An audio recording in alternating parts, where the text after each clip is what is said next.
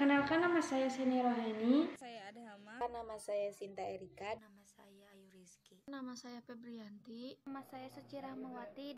Kami kelompok 2 perwakilan dari kelas 11 MIA 2. Kali ini kami akan mempresentasikan tentang akhlak berhias. Saya sebagai moderator dan teman-teman saya sebagai pemateri. Manusia merupakan makhluk sosial yang mencintai keindahan, maka tidak heran dalam kesehariannya ada unsur keindahan di dalamnya. Salah satunya dengan cara berpenampilan. Hampir tidak ada orang yang ingin berpenampilan buruk, sehingga mereka berlomba-lomba dalam mempercantik dan memperbagus penampilannya. Bagi kaum wanita, sudah tidak heran lagi yang namanya berhias. Kegiatan mempercantik diri ini kerap terjadi setiap harinya. Misalnya saat hendak ke kantor, memenuhi undangan, ataupun sekedar jalan-jalan.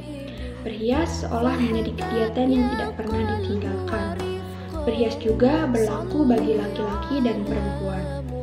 Setiap umat muslim sudah seharusnya kita memahami akhlak dalam berhias. Ini berlaku untuk dirinya sendiri dan menjadi ciri-ciri beriman kepada Allah SWT. Untuk lebih jelasnya akan dipaparkan oleh Ayu Rizky. Menurut Kamus Besar Bahasa Indonesia, berhias diartikan sebagai usaha memperelok diri dengan pakaian dan lainnya yang indah.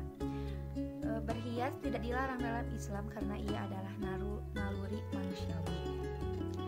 Adapun yang dilarang yaitu tabarruj al-jahiliyah, yakni mencakup segala cara yang dapat menimbulkan rangsangan birahi selain suami istri. Kata tabarruj diambil dari kata al-buruj yang berarti benteng atau istana yang menjulang tinggi. Jadi, wanita yang bertabarruj adalah wanita yang menampakkan tinggi-tinggi kecantikannya dan tentu saja menarik perhatian orang lain yang melihatnya. Quran tidak melarang perempuan untuk berjalan di hadapan laki-laki, tetapi diingatkan agar cara berjalannya tidak mengundang perhatian orang lain. Dalam Al-Quran disebutkan, dan janganlah mereka memukulkan kakinya agar diketahui perhiasan yang mereka sembunyikan.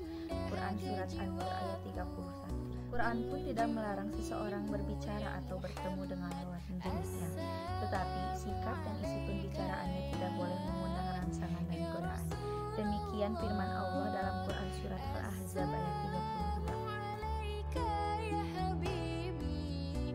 32. 1. Jilbab. Salah satu jenis pakaian yang dapat menutup salah satu aurat wanita yaitu jilbab.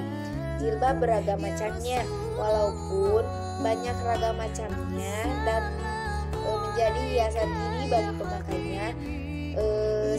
Selain mampu menutup aurat dari bagian kepala sampai dengan bagian dada, Allah telah memerintahkan bagi kaum mukmin untuk menutup aurat yang sering terbuka di bagian dada. 2. Perhiasan. Nabi menganjurkan agar wanita berhias. Al-Quran memang tidak merinci jenis-jenis perhiasan.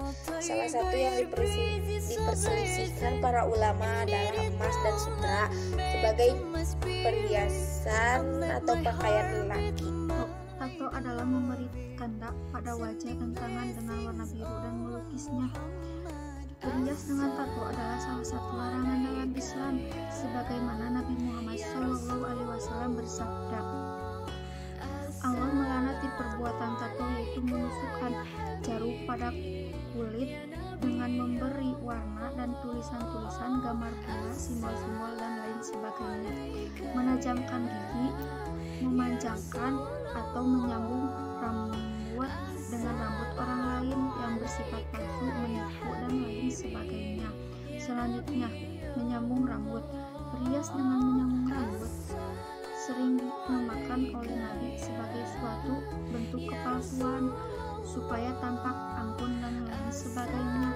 Karena itu terlarang bagi setiap kaum wanita dan dianggap sebagai tipu muslihat.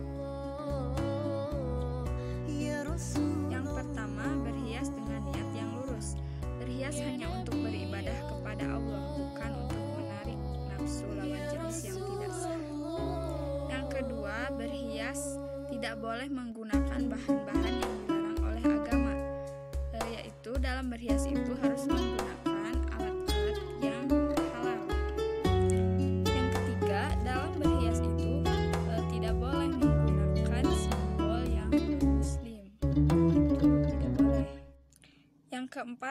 tidak berlebih-lebihan. Jadi ketika berhias itu tidak boleh berlebih-lebihan. Yang